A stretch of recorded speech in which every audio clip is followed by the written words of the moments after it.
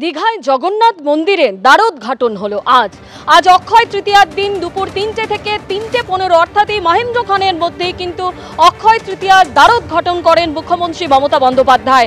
আর তারই আমন্ত্রণে দিলীপ ঘোষ আজ এই মন্দিরে এসে উপস্থিত হন। জগন্নাথ মন্দিরে একেবারে সস্ত্রীক দিলীপ ঘোষ উপস্থিত হন। মন্দিরের ভেতরেই মুখ্যমন্ত্রী মমতা বন্দ্যোপাধ্যায়ের সঙ্গে তার কথা হয় বেশ কিছুক্ষণ এবং কুশল বিনিময় হয় তৃণমূল কংগ্রেসের অন্যান্য নেতা মন্ত্রীদের সঙ্গেও।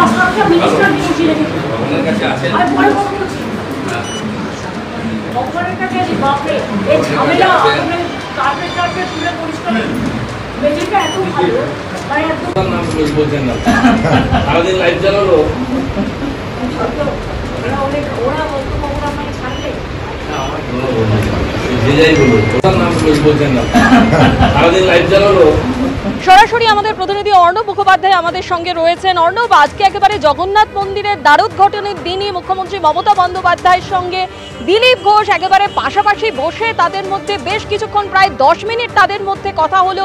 একেবারে বঙ্গ রাজনীতির বিরল ছবি দেখা গেল আজ। একদমই, দেখো তোমাকে তার আগে দিলীপ ঘোষ আসার ঠিক আগে কয়েকটা চিত্র বলে রাখি।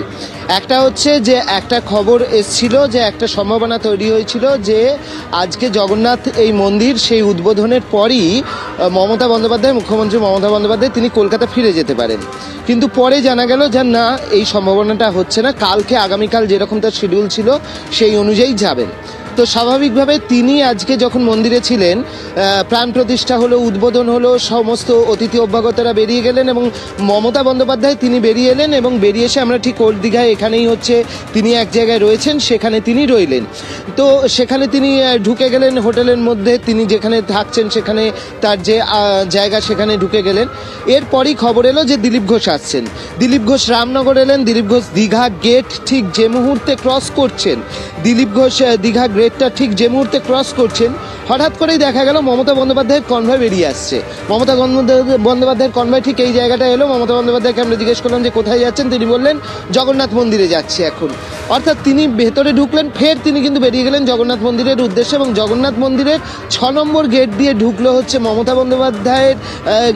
বন্দ্যোপাধ্যায়ের কনভয় এবং দিলীপ ঘোষ ঢুকলেন হচ্ছে মেন গেট দিয়ে। মমতা বন্দ্যোপাধ্যায় ঢুকে তিনি সামনেই একটি বিল্ডিং রয়েছে সেখানে তিনি বসে রইলেন এবং সেখানে তিনি একটি বৈঠক করলেন। তিনি যেটা পরবর্তী সময়ে যারা তার ঘনিষ্ঠ তারা জানাচ্ছেন, মমতা বন্দ্যোপাধ্যায় একটি অ্যাডমিনিস্ট্রেটিভ বৈঠক করতে তিনি গিয়েছিলেন, সেই সময় দিলীপ ঘোষ চলে আসেন এবং যেহেতু মমতা বন্দ্যোপাধ্যায় ছিলেন অ্যাডমিনিস্ট্রেটিভ বৈঠক করতে এখানে, তাই দিলীপ ঘোষের সঙ্গে তার সাক্ষাৎ হয়। এই জিনিসটা হচ্ছে অফিসিয়ালি বলা হচ্ছে।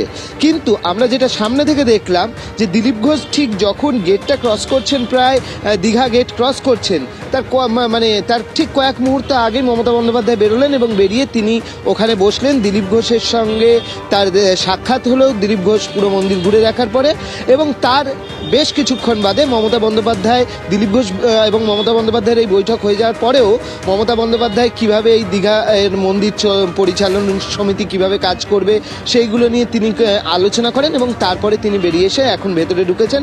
আগামীকাল 11টা নাগাদ তার বেরিয়ে যাওয়ার কথা রয়েছে। ধন্যবাদ।